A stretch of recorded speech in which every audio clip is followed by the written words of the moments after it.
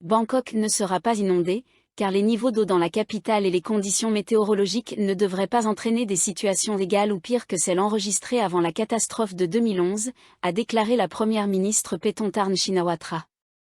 Lors d'une visite vendredi auprès des habitants dont les maisons et les exploitations agricoles ont été inondées à Sukhothai, elle a affirmé que le niveau de l'eau commençait à baisser et qu'elle souhaitait se concentrer sur l'aide aux communautés locales.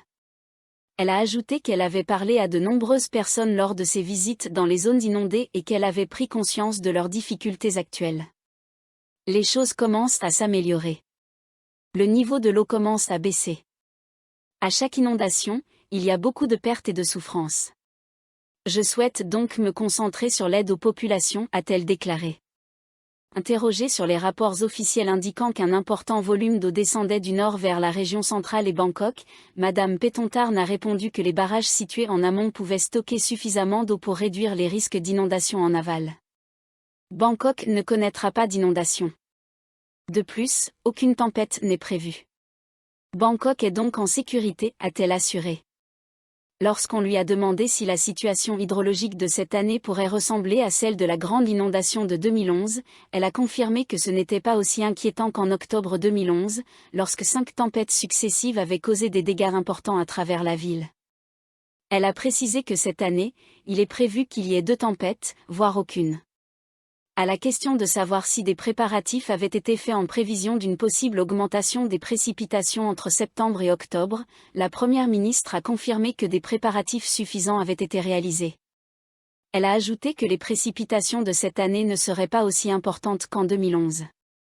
Par ailleurs, à Nakhon Phanom, dans le nord-est du pays, les autorités ont déclaré les districts de Natom et Sri Songkhram comme zones sinistrées après que 3 affluents majeurs du Mékong ont débordé, inondant plus de 20 000 rails de rizières.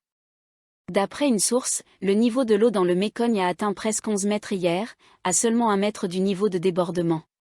Cela a entraîné le débordement de 3 affluents majeurs du Mékong, les rivières Namoon, Nam Songkhram et Nam Yam, provoquant l'inondation de plus de 20 000 rails de champs dans les districts de Sri Songkhram et Natom. Les autorités provinciales ont déclaré ces 2 districts comme zones sinistrées hier. Tous les bateaux dans ces zones doivent être équipés de dispositifs de sécurité, et les conducteurs ont été priés de faire preuve de prudence. Le Palam Pracharat Party, PPRP, est actuellement en proie à de fortes divisions internes. Le parti est désormais divisé en 2 factions, l'une menée par le chef du parti, le général Prawit Wongsuwon, et l'autre par le secrétaire général du parti, le capitaine Tamana Prongpow. Cette scission est apparue lorsque des tensions ont émergé au sein du parti, exacerbées par des critiques publiques de membres influents concernant la gestion du pays par Srettha Thavisin, alors Premier ministre. Samajan Chejitwanich, un ancien vice-ministre de la Justice, risque de perdre son adhésion au PPRP après un conflit avec Capt Tamana, notamment pour avoir facilité la défection de Wanubunrung de Pheu Thai au PPRP, ce qui n'a pas été bien accueilli par Capt Tamana. Capt Tamana entretient des liens étroits avec Thaksin Shinawatra, père de Paetongtarn Shinawatra, dirigeante de Pheu Thai, et il craint que l'accueil de M. Wan au PPRP ne provoque des tensions avec Pheu Thai, qui pourrait envisager de remplacer le PPRP par le Parti démocrate dans la coalition. Cette crainte s'est concrétisée avec l'intégration des démocrates dans le cabinet dirigé par Pheu Thai, et l'éviction du PPRP de la coalition. Le conflit interne a atteint son paroxysme cette semaine, lorsque le PPRP a été exclu de la coalition par Pheu Thai, et les tensions entre le général Prawit et Capt Tamana ont éclaté au grand jour. Capt Tamana a récemment déclaré qu'il envisageait de quitter le PPRP pour former son propre parti ou se joindre à Pheu Thai, renforçant ainsi les spéculations sur une possible scission.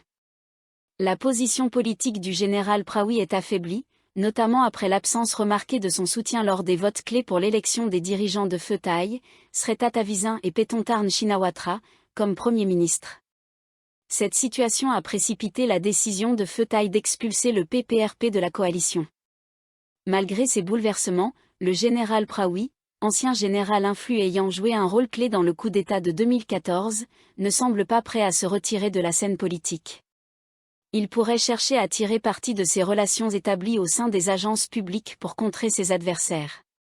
En résumé, le PPRP fait face à une crise interne majeure, marquée par des luttes de pouvoir et des alliances changeantes, tandis que le paysage politique thaïlandais reste en constante évolution avec Pheu Thai consolidant sa position au gouvernement. Les images de vidéosurveillance de l'hôpital général de la police n'ont pas encore été remises à la Commission nationale de lutte contre la corruption, NAC, qui enquête sur un éventuel traitement de faveur accordé à l'ancien Premier ministre Thaksin Shinawatra lors de son hospitalisation.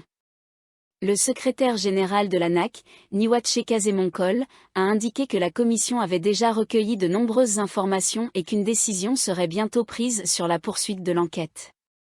La NAC a demandé les enregistrements de vidéosurveillance du 14e étage de l'hôpital, ainsi que les dossiers médicaux de Thaksin, mais n'a reçu qu'une partie des documents.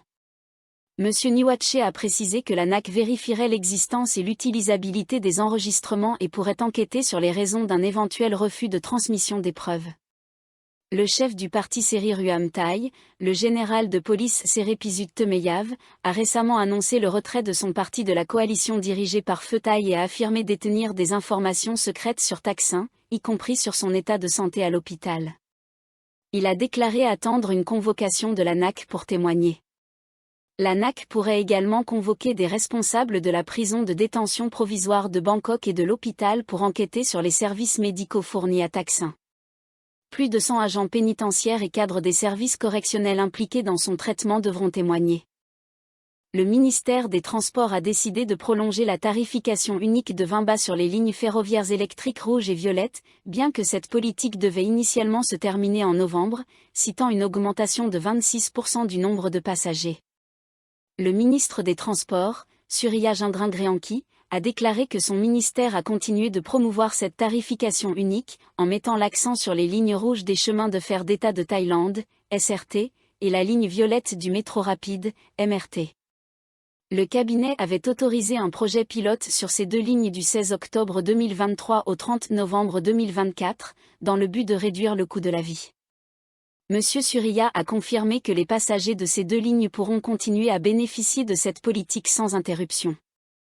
Il a ajouté que le ministère des Transports prolongera le projet au-delà de la date limite initiale du 30 novembre.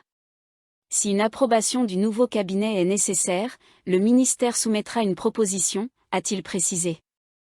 Selon M. Surya, le nombre total de passagers sur les lignes rouges du SRT et la ligne violette du MRT a augmenté de 26,39%, passant de 21,3 millions entre le 16 octobre 2022 et le 31 juillet 2023 à 26,92 millions entre le 16 octobre 2023 et le 31 juillet 2024. Il a indiqué que les revenus totaux des deux lignes s'élevaient à 432,48 millions de bahts pendant la dernière période, soit une baisse de 100,56 millions de bahts, ou 18,87%, par rapport aux 533,04 millions de bahts générés pendant la période précédente. M. Surya a affirmé que le ministère des Transports vise à appliquer la tarification unique de 20 bahts à toutes les lignes ferroviaires électriques de la région métropolitaine de Bangkok, BMR, d'ici septembre prochain. Il a ajouté que son ministère est en train de présenter un projet de loi sur la gestion du système de billetterie commune au nouveau cabinet afin de solliciter des fonds pour soutenir cette initiative, améliorer l'exploitation et éliminer les limitations du contrat de concession actuel. Le processus a été retardé d'environ un mois en raison de la transition vers le nouveau gouvernement, a-t-il expliqué. M. Surya a précisé que le gouvernement engagera un cabinet de conseil pour étudier les avantages et les inconvénients de son plan visant à reprendre le droit d'exploiter les systèmes ferroviaires électriques des entreprises privées.